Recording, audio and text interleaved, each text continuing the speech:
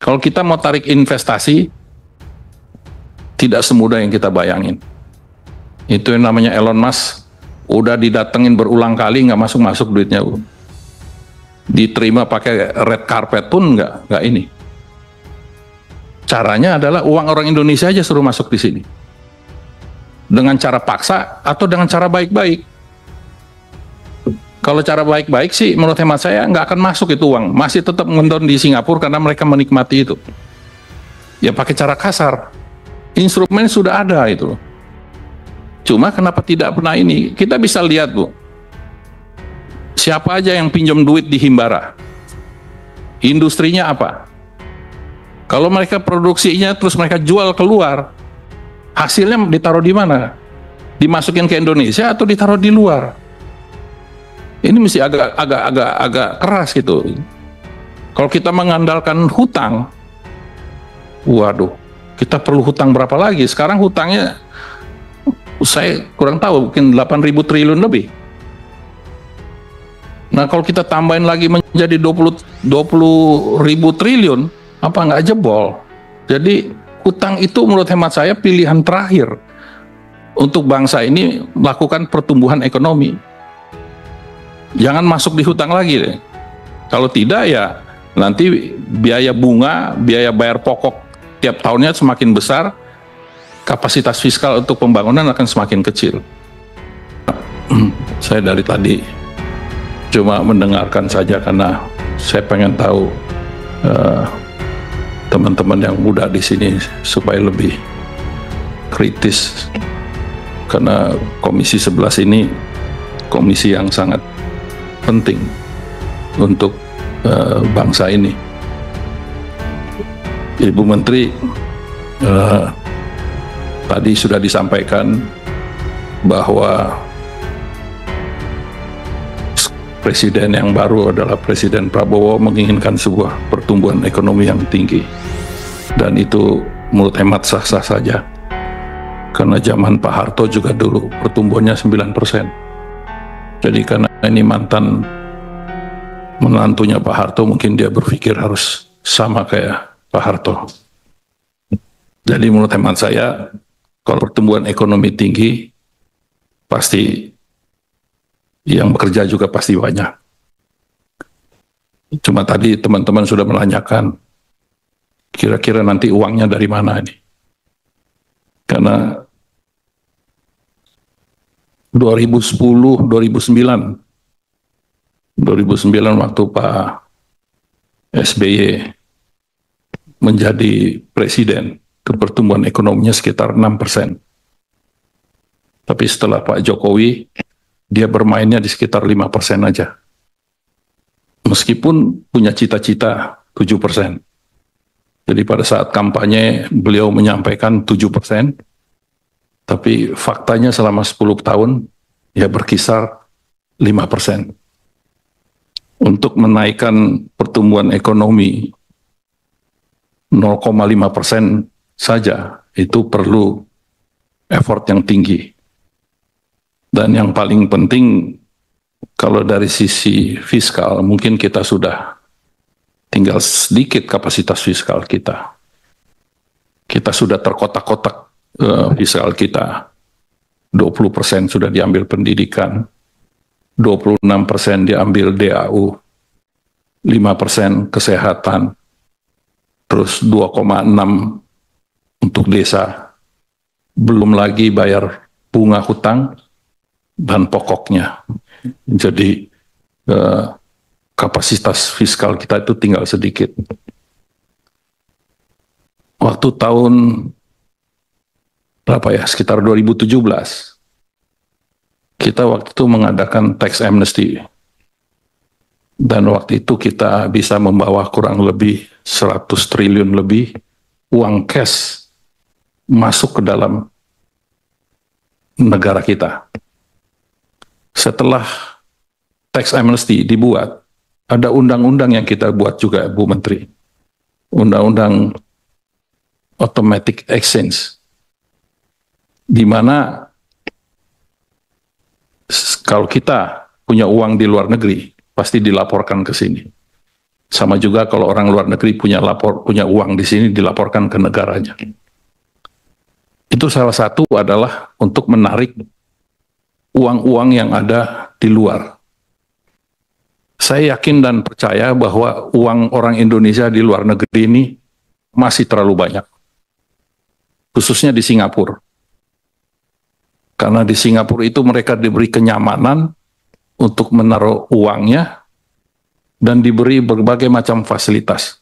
Padahal uang tersebut mereka dapat dari kegiatan bisnis di Indonesia.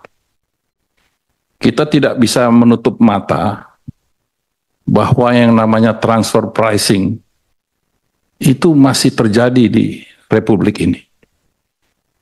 Jadi transaksi yang dikenakan pajak itu dijual di sini dengan harga yang rendah, terus mereka jual lagi di Singapura di harga pasar, di mana di Singapura tidak dikenakan pajak. Ini loophole yang membuat orang-orang kita senang bermain di sana. Nah, oleh karena itu, salah satu jawaban untuk bisa mencapai pertumbuhan ekonomi yang tinggi adalah melakukan pengetatan terhadap transfer pricing. Transfer pricing itu berbagai macam komoditas terjadi. Komoditas CPO, komoditas tambang, batu bara, nikel, dan lain-lain. Dan itu saya yakin ribuan triliun bisa kita masuk, dan menurut hemat saya Pak Prabowo tahu itu. Oleh karena itu, menurut hemat saya, karena Ibu yang menjadi CFO dari negara ini harus membuat regulasi yang super ketat, sehingga para pemain-pemain pebisnis-pebisnis yang nakal itu mengembalikan uangnya ke sini, ke dalam Republik Indonesia. Nah, pertanyaannya, kalau mereka balik ke sini, itu instrumen apa yang mereka bisa beli? Karena waktu kita buat tax amnesty, itu mereka diberikan kurang lebih 3 tahun kalau tidak salah. Tapi kalau 3 tahun taruh deposito dengan bunga yang rendah, mereka juga tidak mau. Dan buat perbankan di sini, kalau masuk uang likuiditas yang berlebihan, tapi ekspansi kreditnya tidak kuat, itu juga menjadi cost. Jangan sampai juga mereka masuk semua ke SUN, akan menjadi beban daripada APBN. Apalagi sekarang sudah ada SRBI, instrumen Bank Indonesia, yang akhirnya membebani kita. Sementara, kalau kita lihat di daerah, Indonesia ini kan ada yang kaya sekali, daerahnya, ada yang miskin sekali. Termasuk di kampung saya, di NTT itu nomor 3 paling bawah dari miskin. Nggak bisa keluar dari kemiskinan.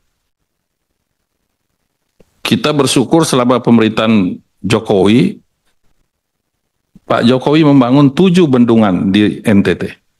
Cuma baru bendungannya aja yang dibangun. Salurannya belum dibangun, Bu. Jadi isinya air melulu di bendungan.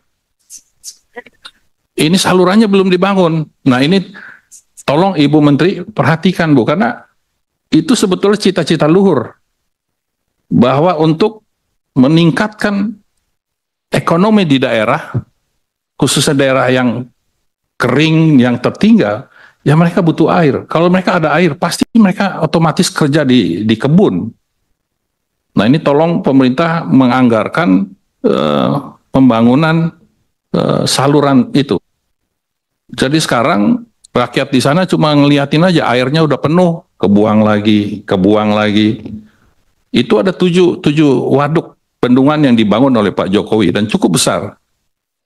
Jadi intinya adalah, Bu Menteri, kalau kita mau tarik investasi, tidak semudah yang kita bayangin. Itu yang namanya Elon Musk, udah didatengin berulang kali, nggak masuk-masuk duitnya, Bu. Diterima pakai red carpet pun nggak ini. Caranya adalah uang orang Indonesia aja suruh masuk di sini. Dengan cara paksa atau dengan cara baik-baik. Kalau cara baik-baik sih, menurut hemat saya nggak akan masuk itu uang. Masih tetap ngendon di Singapura karena mereka menikmati itu. Ya pakai cara kasar. Instrumen sudah ada itu loh. Cuma kenapa tidak pernah ini? Kita bisa lihat, Bu. Siapa aja yang pinjam duit di Himbara? Industrinya apa? Kalau mereka produksinya terus mereka jual keluar, hasilnya ditaruh di mana? Dimasukin ke Indonesia atau ditaruh di luar? Ini mesti agak keras gitu. Dan kita jangan terpaku oleh undang-undang valuta yang tidak membatasi orang ini. Nggak ada urusan itu. Kita minta bahwa mereka harus ada jiwa nasionalisme dan patriotisme untuk masukin uang ke dalam sini. Baru pertumbuhan ekonomi 8% itu bisa tercapai. Kalau kita mengandalkan hutang, waduh, kita perlu hutang berapa lagi? Sekarang hutangnya, saya kurang tahu, mungkin 8.000 triliun lebih. Nah, kalau kita tambahin lagi menjadi 20.000 triliun, apa nggak jebol? Jadi, hutang itu menurut hemat saya pilihan terakhir untuk bangsa ini melakukan pertumbuhan ekonomi. Jangan masuk di hutang lagi deh. Kalau tidak ya nanti biaya bunga, biaya bayar pokok tiap tahunnya semakin besar, kapasitas fiskal untuk pembangunan akan semakin kecil.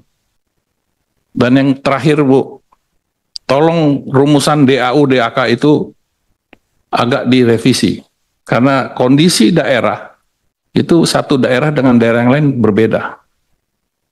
Kalau disamaratakan, pasti daerah yang tertinggal ya tetap tertinggal. Kalau basisnya adalah luas wilayah, jumlah orang miskin, dan lain-lain, ya nggak akan kelar. Itu harus ada afirmasi action daripada pemerintah untuk memberikan dorongan kepada daerah-daerah yang tertinggal. Jadi ini saja, Bu Menteri, yang ingin saya sampaikan. Semoga cita-cita Presiden Prabowo 8% itu bisa tercapai. Kalau tidak, nanti kayak Pak Jokowi hanya ekspektasi 7%, tapi ya dia bergerak di 5% aja. Nggak pernah naik-naik itu. Karena itu faktanya. Itu aja, pimpinan. Sekian dan terima kasih.